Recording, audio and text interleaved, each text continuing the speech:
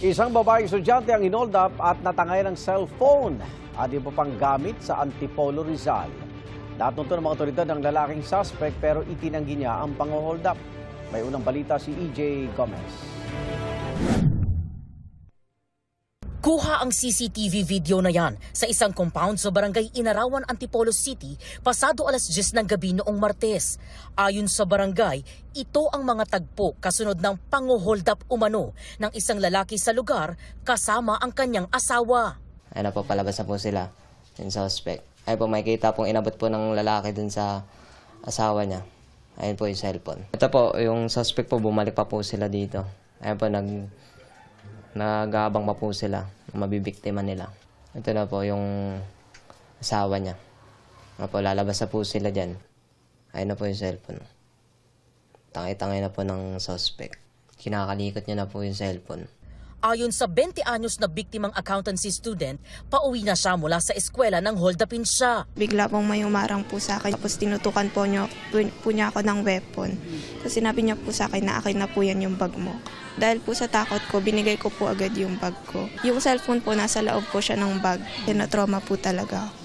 Kasama rin daw sa mga ninakaw ang kanyang wallet, mga ID at ilang gamit sa eskwela. Nasa 10,000 piso raw ang halaga ng mga ito.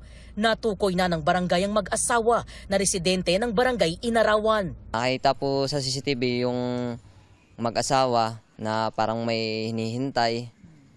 Pero napag-alaman naman po namin na yung lalaki lang po talaga yun ang hold up.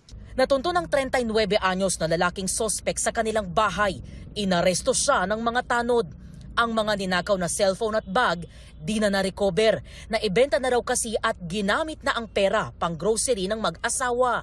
Pagdating namin sa bahay, ang nakita namin sa loob ay yung na mga grocery, bigas, kape, asukal, tapos mga dilata. Ang bulat-latin namin, nakita namin mga rugby, solvent, tapos yung mga plastic na na may mga lamang pang rugby nga siya na sa loob na sinisinghot.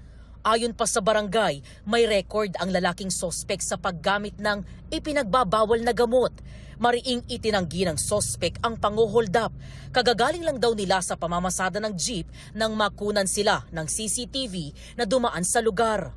Di po totoo yun. Kasi wala pong lakas ng loob ng kumain galing sana ako, lalo sa pang-hold up. Sa laki ko na to, sa itsura ko na to, may kakayanan po ba ako mang-hold up? Yung mga rugby na yun, ginagamit po yun. Doon sa nagdidikit po kasi kami doon sa bahay namin.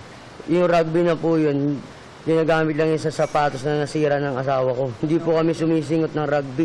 Sa custodial facility ng Antipolo Police nakadetain ng sospek na naharap sa reklamong robbery hold-up. Ito ang unang balita. EJ Gomez, GMA News.